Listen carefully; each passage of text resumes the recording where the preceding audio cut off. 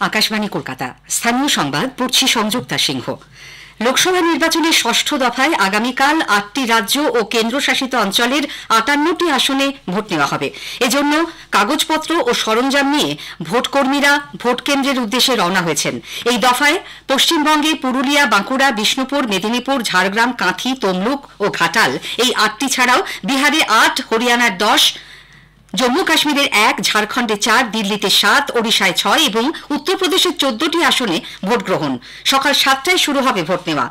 ভোটের আগের দিন ঘাটাল লোকসভা কেন্দ্রের অধীন দাসপুরে নাকা চেকিংয়ে উদ্ধার হয়েছে ২৪ লক্ষ টাকা। আজ সকালে খুকুরদহ এলাকায় নাকা চেকিং চলাকালীন প্রশান্ত বেরা নামে এক বিজেপি নেতার গাড়ি থেকে এই টাকা উদ্ধার হয়। কি কারণে টাকা নিয়ে যাচ্ছিলেন তিনি, সে ব্যাপারে পুলিশ ওই বিজেপি নেতাকে জিজ্ঞাসাবাদ করছে। রাজ্যের বিভিন্ন এলাকায় তল্লাশি চালিয়ে উদ্ধার হয়েছে বেশ কিছু আগ্নেয়াস্ত্র, গ্রেপ্তার একাধিক। কলকাতা পুলিশের এসটিএফ গতরাতে বিএন সরকার সরণিতে সেন্ট্রাল মেডিকেল সরণির সামনে আব্দুল মাজিদ নামে এক অস্ত্র কারবারিকে গ্রেপ্তার করে। তার কাছ থেকে ৬টি দেশি আগ্নেয়াস্ত্র, ১০০ রাউন্ড গুলি উদ্ধার হয়।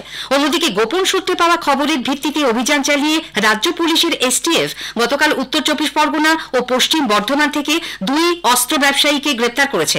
জামাল মণ্ডল নামে বনগার এক ব্যক্তির কাছ থেকে ২টি 7mm সেমি অটোমেটিক পিস্তল, ৪টি তাজা কার্তুজ ও ৪টি পিস্তলের ম্যাগাজিন বাজেয়াপ্ত করা হয়। অন্যদিকে আসানসোল দক্ষিণ থানার কালীপাহাড়ি এলাকায় পাকড়াও করা হয় অস্ত্র কারবারি বিহারের ভাগলপুরের বাসিন্দা সাগির আনসারিকে। উদ্ধার হয়েছে ৪টি পাইপগান ও ৫৩টি কার্তুজ। লোকসভা নির্বাচনের ষষ্ঠ দফার ভোটের চূড়ান্ত প্রস্তুতির মধ্যেই সপ্তম তথা শেষ দফার ভোটের প্রচার তুঙ্গে। তৃণমূল কংগ্রেস প্রধান মুখ্যমন্ত্রী মমতা ব্যানার্জি আজ দক্ষিণ ২৪ পরগনার মথুরাপুর লোকসভা কেন্দ্রের দলীয় প্রার্থীর সমর্থনে সাগর ও রায়দিঘিতে জনসভা করেন। সাগরে বিজেপি এবং প্রধানমন্ত্রী নরেন্দ্র মোদীকে আক্রমণে নিশানা করেন তিনি। ওবিসি সার্টিফিকেট বাতিল করে কলকাতা হাইকোর্টের রায়ের আবারও সমালোচনা করে মুখ্যমন্ত্রী জানান, এর বিরুদ্ধে তারা উচ্চতর আদালতে যাচ্ছেন। মানুষের কোনো উন্নয়ন ওরা চায় না। ওবিসিতে মাইনরিটি আছে, হিন্দুরা আছে, বলে ১৫ লাখ কার্ড বাতিল করে দাও। মগের মুল্লুক চলছে।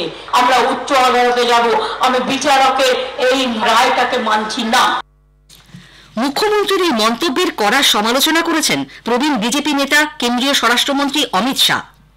मैं हाईकोर्ट के फैसले का स्वागत करता हूं। ममता जी ने कहा हम हाईकोर्ट के फैसले को नहीं मानते। मैं बंगाल की जनता को पूछना चाहता हूं, कोई ऐसी मुख्यमंत्री हो सकती है, संवैधानिक पद पर बैठी हुई कोई व्यक्ति ऐसी हो सकती है जो कहेगी कि हम कोर्ट के आदेश को नहीं मानते हैं? किस प्रकार की मानसिकता से बंगाल का लोकतंत्र गुजर रहा है? এক মহিলা বিজেপি কর্মীর খুনের ঘটনায় উত্তপ্ত নন্দীগ্রামের ওই দলেরই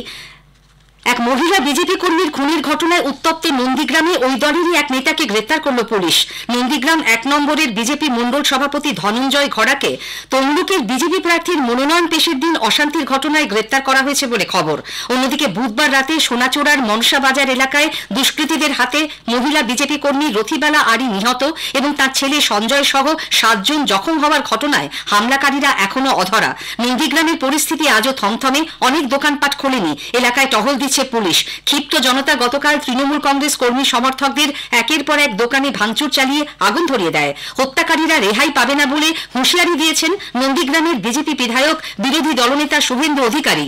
এদিকে নন্দীগ্রামে বিজেপি কর্মীর খুনের ঘটনায় কি পদক্ষেপ করা হয়েছে তা নিয়ে রাজ্যের কাছে অ্যাকশন টেকেন রিপোর্ট চেয়ে পাঠিয়েছেন রাজ্যপাল সিভি আনন্দ বোস।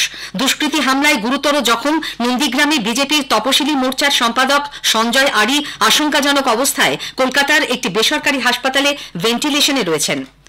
কলকাতায় এসে বাংলাদেশের আওয়ামী লীগ সাংসদ আনোয়ারুল আজিম আনারের খুন হয়ে যাওয়ার ঘটনায় ধৃত জিহাদ হাওলাদারকে সিআইডি আজ বারাসাত আদালতে তুলেছে। কড়া পাহারায় তাকে আদালতে নিয়ে আসা হয়। পেশায় কসাই জিহাদকে পরিকল্পনা মাফিক এই খুনের জন্যই কলকাতায় নিয়ে আসা হয়েছিল বলে জানতে পেরেছেন তদন্তকারীরা। নিউ টাউনের আবাসনের ফ্ল্যাটে শ্বাসরোধ করে খুন করার পর সাংসদের দেহ কুচি কুচি করে কেটে বিভিন্ন জায়গায় ছড়িয়ে দেওয়ার কথা জানতে পেরে গতরাতে দক্ষিণ ২৪ পরগনার ভাঙড়ে তল্লাশি চালায় পুলিশ, তবে কোনো দেহাংশ মেলেনি। এই ঘটনায় এখনো পর্যন্ত বাংলাদেশে ধরা পড়েছে ৩ জন। মধ্য বঙ্গোপসাগরের ওপর সৃষ্ট গভীর নিম্নচাপ শক্তি বাড়িয়ে আগামীকাল সকালে পূর্ব মধ্য বঙ্গোপসাগরের ওপর ঘূর্ণিঝড়ের রূপ নিতে চলেছে। ক্রমশ এটির আরো ঘনীভূত হয়ে অতি তীব্র ঘূর্ণিঝড়ে পরিণত হওয়ার সম্ভাবনা। এরপর উত্তর দিকে এগিয়ে অতি প্রবল এই ঘূর্ণিঝড় রবিবার মধ্যরাত নাগাদ আছড়ে পড়বে সাগরদ্বীপ ও খেপুপাড়ার মাঝামাঝি বাংলাদেশ এবং সংলগ্ন পশ্চিমবঙ্গ উপকূলে। এর প্রভাবে আগামীকাল থেকে দক্ষিণবঙ্গের বিভিন্ন জেলায় বিশেষ করে উপকূলবর্তী এলাকায় ঝড় বৃষ্টির পূর্বাভাস দিয়েছে আবহাওয়া দপ্তর। মুর্শিদাবাদের নবগ্রামে দেয়াল চাপা পড়ে এক প্রৌঢ়া ও একটি শিশুকন্যার মৃত্যু হয়েছে। ঠাকুমা ও নাতনির এই মৃত্যুতে এলাকায় শোকের ছায়া। স্থানীয় সংবাদ শেষ হলো।